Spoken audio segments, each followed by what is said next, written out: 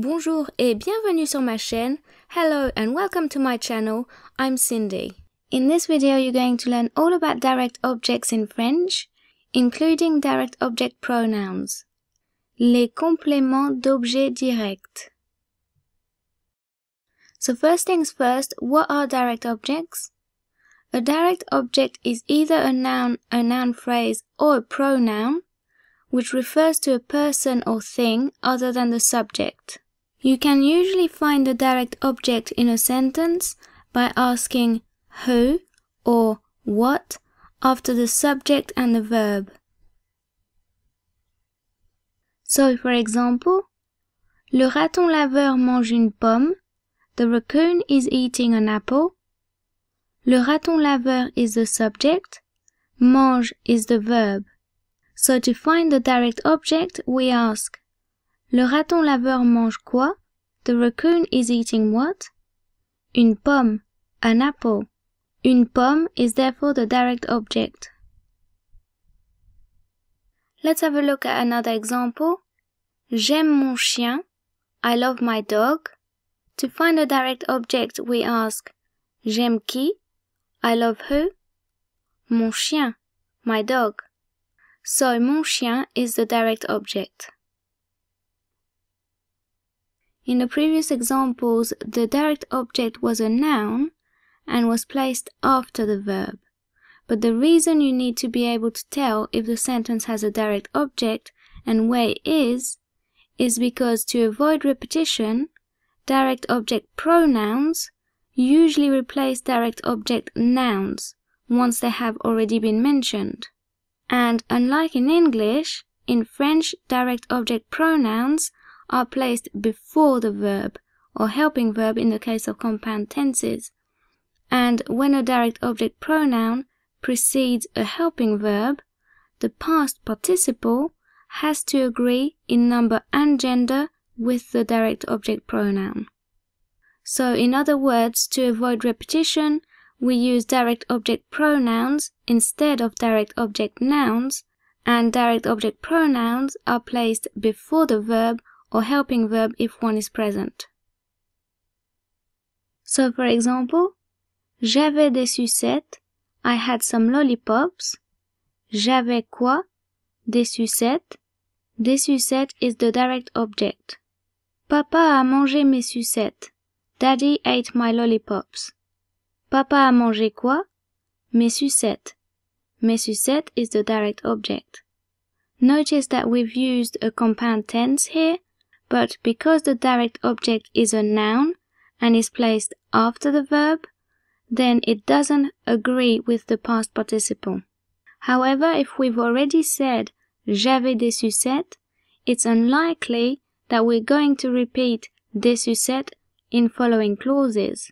Instead, we're likely to want to replace it with a direct object pronoun, in which case we would get Papa les a mangés, Daddy ate them. So we've replaced the direct object noun mes sucettes with the direct object pronoun les, and we've placed it before the helping verb because it's a pronoun. Notice that as we use the compound tense, we've had to make the past participle manger agree with the direct object pronoun les. And because les replaces mes sucettes, which is a feminine plural noun, we've added es to the past participle. So if these clauses were a whole sentence, we're likely to get something like j'avais des sucettes, mais papa les a mangées. I had some lollipops, but daddy ate them. So the French direct object pronouns are me, te, le, la, nous, vous, les. Me, te, le, la, nous, vous, les. And they translate to me, you, him or it, her or it, us, you, them. Please be aware though that me, te, le, and la become m apostrophe, t apostrophe, and l apostrophe when the verb they're placed in front of starts with a vowel or a mute H. So just to recap what we've learned so far, direct object nouns are placed after the verb, and there is no agreement between the verb and the direct object. However, direct object pronouns are placed before the verb or helping verb in the case of compound tenses, and if the verb is conjugated in a compound tense, the past participle has to agree in number and gender with the direct object pronoun. For example, je vois Marie demain, I'm seeing Marie tomorrow. Marie is a direct object noun, and so is placed after the verb. Je la vois demain, I'm seeing her tomorrow. La is a direct object pronoun, and so is placed before the verb. J'ai acheté ses cadeaux, I've bought her presents. Ses cadeaux is a direct object noun, and so is placed after the verb. Je les ai achetés, I've bought them.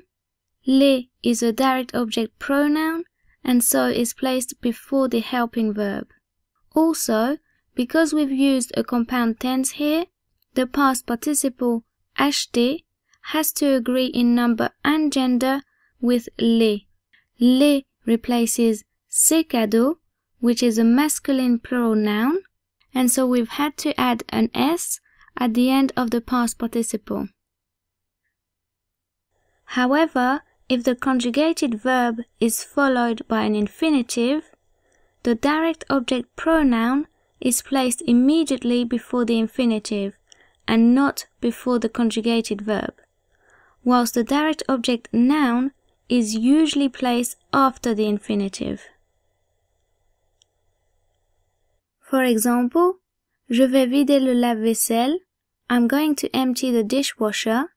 Vais is the conjugated verb, but we've also got an infinitive, which is vider, and so we've had to place the direct object noun after it.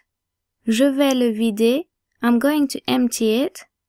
As you can see, the direct object pronoun le was placed before the infinitive and not before the conjugated verb.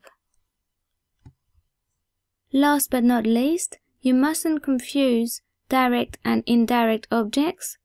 Generally speaking, if an object, which is a person or a thing other than the subject, is preceded by a preposition, such as a or pour, it's an indirect object. On the other hand, if the object is not preceded by a preposition, then it's a direct object.